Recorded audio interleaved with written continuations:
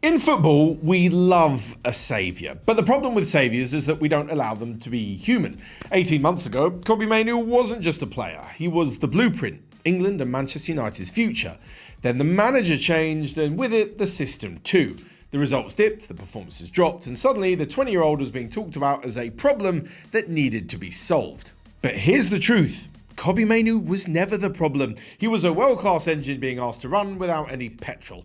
Today we're looking at why the 𝗈𝗻𝗄𝗓 era initially failed him, why our expectations for a 20-year-old are statistically insane, and how a man who knows a thing or two about silent, understated midfield mastery in Michael Carrick is finally giving Kobbie his career back.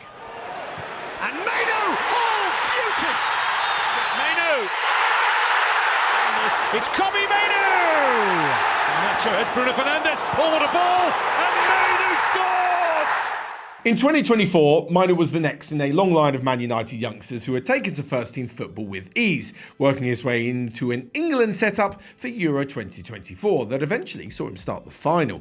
But later that year, when Ruben Amorim arrived at United with his trademark 3-4-3 formation, the narrative around the burgeoning talent immediately shifted to Mainoo doesn't fit.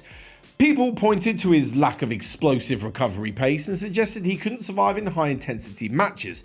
But to understand why he struggled, you have to look at the geometry of that formation.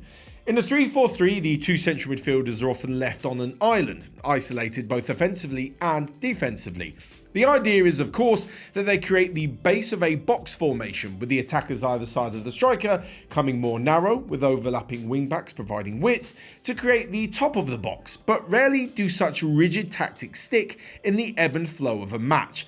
If their front three don't execute a perfect press or lose the ball, then two base players are tasked with covering the entire horizontal width of the pitch against 3 or sometimes even 4 opposition midfielders. Did that expose Mainoo's perceived lack of pace, physicality and defensive understanding? Maybe, but he definitely wasn't the only one. I mean, let's look at Casemiro, even a 5-time Champions League winner, arguably the greatest pure defensive midfielder of this generation, looked completely lost and out of his depth in the first chapter of Amorim's tenure. Casemiro was facing radioactive levels of midfield exposure, and if a veteran with elite defensive positioning was getting bypassed, it proves the issue is in the system's demands and not necessarily the individual quality. Mainoo was being asked to either be a destroyer or a creator, or both, none of which played to his strength, all whilst being outnumbered in the engine room. If he was there alongside Casemiro, he had to be the creator and instigator of attacks with little movement in front of him. If he was alongside Bruno, he'd have to play the role of destroyer and cover the sort of gaps that at times seemed mathematically impossible for one human to cover, unless of course you're N'Golo Kante. He wasn't failing, he was basically being sabotaged by a tactical mismatch that even legends couldn't navigate. Now, all of this isn't to say that Man United fans are expecting him to be perfect, nor should he be. That's unrealistic, not only because he's a human being, but secondly, because actually, for his age and his position especially, his early career made him an outlier, the exceptional one in comparison to others. Because what actually does a normal career path look like for any 20-year-old in the Premier League? Currently, Kobbie Mainoo has already clocked over 4,200 senior minutes for Manchester United, hence all the noise around his lack of action or downfall. For context, look at Newcastle's Louis Miley. He's a phenomenal talent, but Newcastle have been able to manage his load. He's managed just over 2,650 minutes. Not a word about him playing less or falling off. It's just what happens when you're a young player working your way into the first team. Or how about Curtis Jones? By the time he was 20, he'd played 2,200 minutes, a little less than even Miley. These are entirely different situations altogether that show careers are moulded and take shape through so many different circumstances, and that Mainoo is effectively a victim of many things. Firstly, his early success. Let's call it the unrealistic baseline. Secondly, Man United's lack of a standout performer, leaving a saviour-shaped hole in need of filling, because it can't be Bruno every week. And thirdly, as we've discussed, the tactical setup failed him. But there is one more point I'd like to dig into, and I'll explain why. But is he the victim of his own style of play? Mainoo has been treated as a finished product pretty much since he first came into the team, and I think it's the way he moves, the way he manipulates the ball and controls it. His passing accuracy has remained remarkably high at 87.8%, even during the team's poorest runs of form. He plays with calm, precise, measured movements. He's not particularly explosive, doesn't seem to be losing his head or making rash decisions, and his demeanour isn't that of a flair sort of player, but rather he plays in a metronomic style whereby teammates can trust him with the ball in every situation. A bounce pass here, a nice switch to play there. All this to say, his composure on and off the ball make him feel like he's been playing with extreme maturity, wise beyond his years. But you have to remember, he's still just 20 years old. It's not a crisis, it's a learning curve.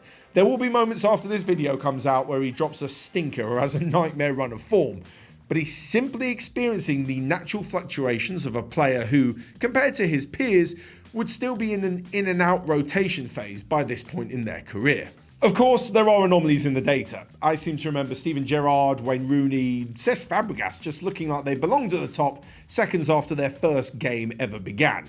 But it can't be and isn't like that for everyone. Do you want more from 442? Then why not join our community with a completely free membership?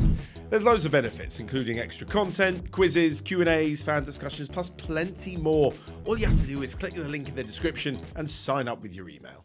So why has this all changed now that Michael Carrick has come in? Because surely the former Man United midfielder, placed better than most to teach Mainoo about the ins and outs of being a master in possession, couldn't have completely turned his career around in just a few weeks. No. But what he has done is finally place the midfielder in the perfect system, where his strengths can thrive and his weaknesses can be covered. Since Michael Carrick has taken over as interim manager, Man United have won 4 consecutive Premier League matches, including landmark victories over City and Arsenal, where Mainoo has started all of them. His switch to a 4-2-3-1 has returned Mainoo to a more protected role alongside Casemiro, but with Bruno in front as well. As former England and Man United midfielder Owen Hargreaves put it, Mainoo is no longer forced to be the 6 or the 10, but the 8. He can control the play, pick and choose when he drops deep or when he pushes further up, without then carrying the full burden of being the deepest or most further forward midfielder. Toni Kroos pops into my mind a little. Not in the way that I'm comparing their ceiling. I don't think many players will ever be as good as Toni Kroos, but the style of play is there. Mainoo has this gravity or aura, for want of a better word, because he is super press resistant. Opposition teams are forced to commit 2 players to close him down because he can turn in tight spaces with a single touch. When he draws those players in, he then creates the space that allows Bruno Fernandes to flourish. His game isn't just about safety, it's more about rhythm. Carrick has publicly praised Mainoo's composure in big moments, specifically highlighting his assist from Mbeumo's goal against Spurs. He doesn't need to be a physical monster because his positioning and awareness on the ball prevent the chaos from starting in the first place. He is a control player, and under a coach that values control over chaos, he has immediately looked like the player that Man U fans fell in love with. So with all this being said, an apparent return to top form for Kobbie, is a place in England's World Cup squad now on the horizon? I must say at this point, I'm normally against a young player being pushed into the national team after what is ultimately a very short, as of February, run of form. Any player can hit a purple patch. It's consistency that separates the good from the great. But given his previous experience with England, is it so ridiculous to assume that he can't step back in fairly easily? After all, he started the Euros final, he's no stranger to big games, and he has more experience than those similar types of players to him. I'm talking about the backups to Rice, Anderson, and maybe Jordan Henderson. Adam Wharton's played 3 games for England. Lewis Miley and Alex Scott are yet to make their debut.